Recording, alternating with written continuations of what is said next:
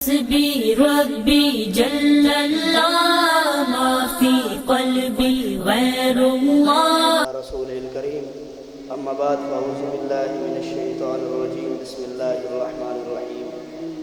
كل نفس ذائقة الموت. صدق الله العظيم وصدق رسوله النبي الكريم ونحن على ذلك لمن الشاهدين والشاكرين والحمد لله رب العالمین. حمد و ثنا کے بعد میرے اساتذہ کرام اور میرے ہم مکتب ساتھیوں، آج مجھے جس موضوع پر لب کشی کرنے کا موقع ملا اس کا عنوان سخن موت اٹل حقیقت ہے. دعا ہے رب لم یزل کی بارگاہ میں کہ مجھے حق اور سچ بیان کرنے کی توفیق عطا فرمائے. اللہ تبارک و تعالی نے قرآن مجید فرقان حمید میں ارشاد فرمایا کل نفس ذائقۃ الموت. ہر نفس نے موت کا ذائقہ چکھنا ہے. ذائقے سے مراد ہے ہر نفس کو موت آنی ہے. ہم ہر لمحہ بلمحہ موت کی جانب بڑھ رہے ہیں. گردش و لیل و نہار عمر تیزی سے گزر چکی ہے اور جو ہر روز چیز بدلتی رہتی ہے وہ ایک نہ ایک دن ختم ہو جائے گی اور جو وقت گزر جاتا ہے وہ کبھی واپس نہیں آتا. اگر آپ کو یقین ہے تو آپ بتائیں کہ آپ کا بچپن کہاں گیا، آپ کی جوانی کہاں گئی. بس یہ محسوس ہوتا ہے کہ بچپن اور جوانی کل کی بات ہے.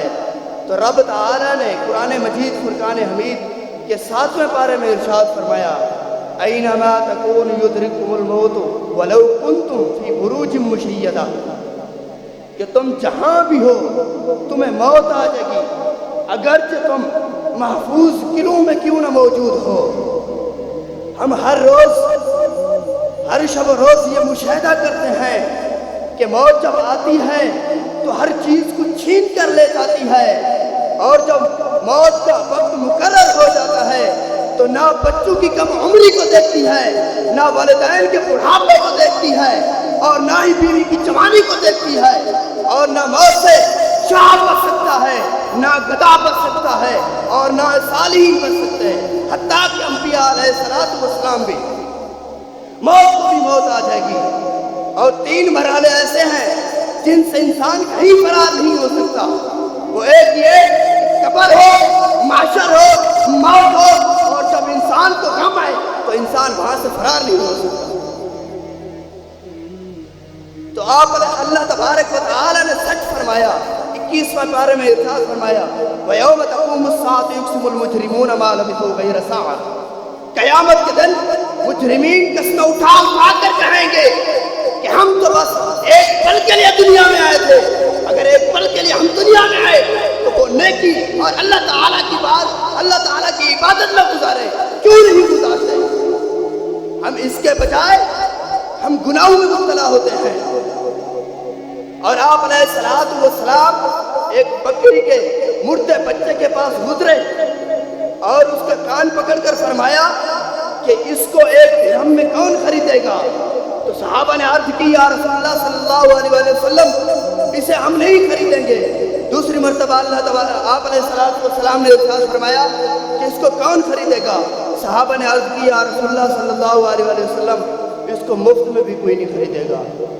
تو آپ علیہ السلام نے ارشاد فرمایا دنیا آخرت کے مقابلے اس سے بھی زیادہ حقیر ہے، اس لیے کہ جب انسان سمندر میں انگلی ڈبو کر نکالے اور انگلی میں دیکھے کہ کتنا پانی آیا ہے، اس سے بھی حقیر ہے دنیا آخرت کے مقابلے میں. تو آپ علیہ السلام نے مشکاہ شریف کی حدیث ہے کہ آپ علیہ السلام نے ارشاد فرمایا من کان اول کلامہ لا الہ الا اللہ وآخر کلامہ لا الہ الا اللہ ثم عاش 1000 سنة لا يسأل عن ذنب واحد.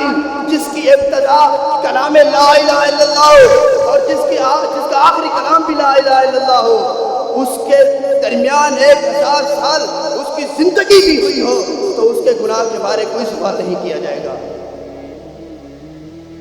26ویں پارے میں اللہ تبارک و تعالی نے پھر ارشاد فرمایا وَجَاءَ سَكْرَةُ الْمَوْتِ بِالْحَقِّ ذَلِكَ مَا كُنْتَ مِنْهُ تَحِيدُ. کہ موت آئے گی حق पिशाच जिस से तुम डरते थे, जिससे तुम भागते थे, हकीकत में हमारी आंखें नहीं खुली। हमारी आंखें तो तब खुलेगी जब इंसान इस दुनिया से चला जाता है, और जो कब्र में मरहला होता है वो बहुत ज्यादा खतरनाक होता है। मदरसों से मोहब्बत, दीने आका से मोहब्बत है।